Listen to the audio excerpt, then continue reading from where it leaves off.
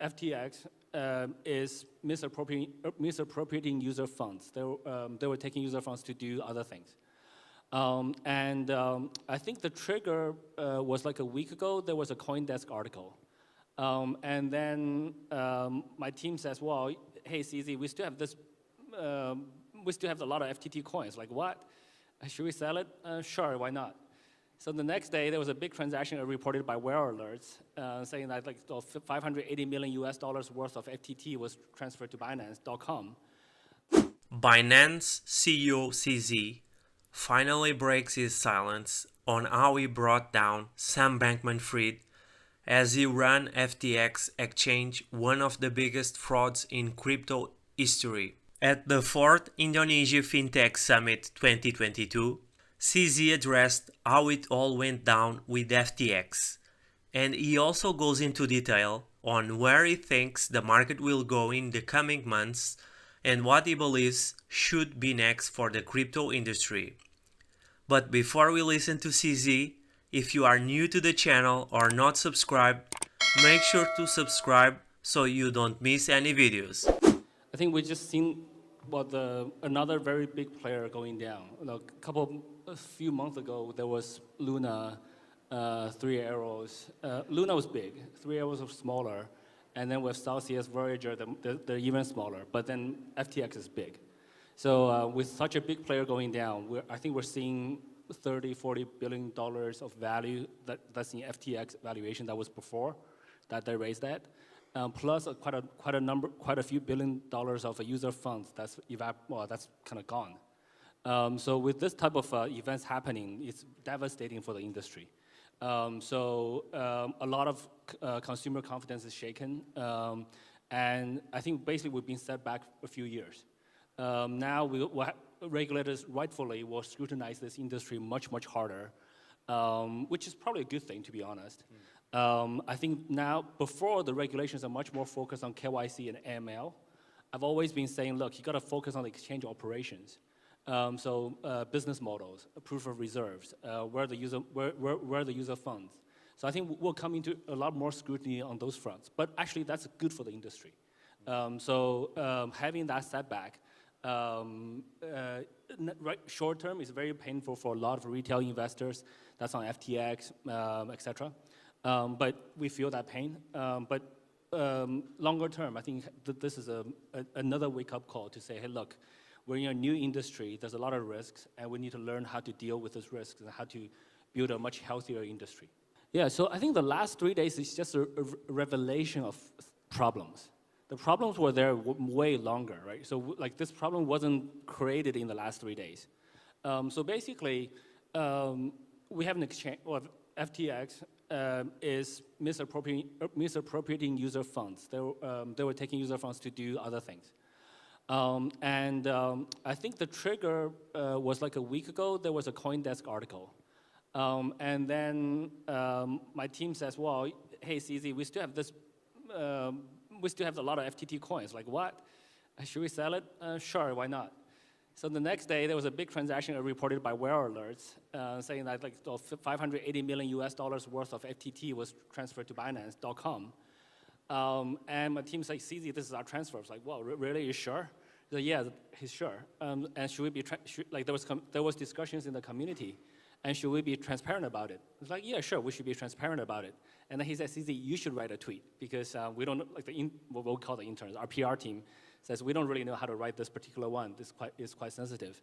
So I was actually just going out to meet 2 of my friends who actually also came to Indonesia now. I was on my way out to meet with them, and then so I just wrote a tweet in a few minutes. But I wanted to explain, like, how do we have this much, right? So we can't just have $580 million worth of FTT all of a sudden. We got it. We didn't buy it from secondary markets. We got it as a transaction of our exit, equity exit out of FTX a year and a half ago, which was publicly reported. So I said that, and then I didn't know my phone will blow up like over the rest of the evening. So, and I also didn't know, like, no, the second day I said, look, I didn't know this is the, I think the word we used was the straw that broke the camel's back.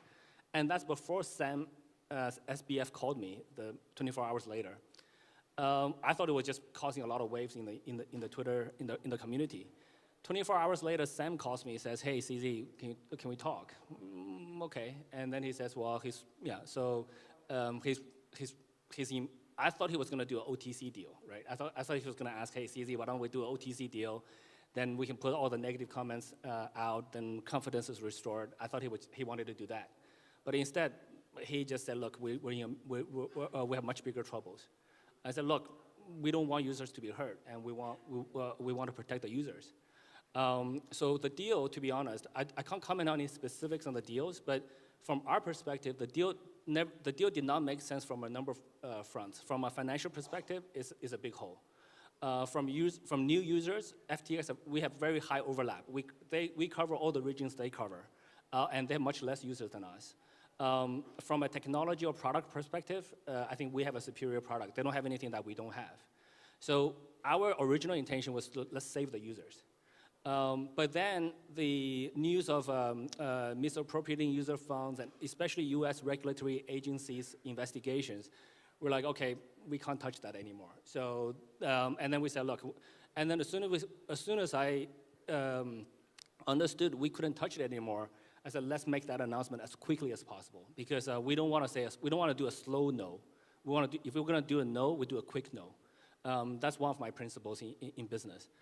So then this way we don't drag on for a long time, and then we also remove any uncertainty or doubt in the community, because as you can see, when the deal was going on, the deal was happening, the crypto was dropping. Uncertainty is actually worse than negative news. So when the news is out, everybody knew, okay, this is where we are. So we said, look, let's announce it as quickly as possible. So we announced it. And then after we announced it, I've been trying to keep quiet to the extent possible. So I didn't appear on any TV interviews, et cetera. But this was arranged weeks ago. Yes. So I still want to honor that commitment. So I flew here. Now here we are. So I think the number one thing we have to do is being much, much more transparent. So anything we can do to increase transparency, we need to do. So proof of reserves. Proof of reserves is going to take a couple of weeks, mainly due to the vendor being very busy. We're like, okay, let's do that, but before that, let's publish all of our cold wallet addresses.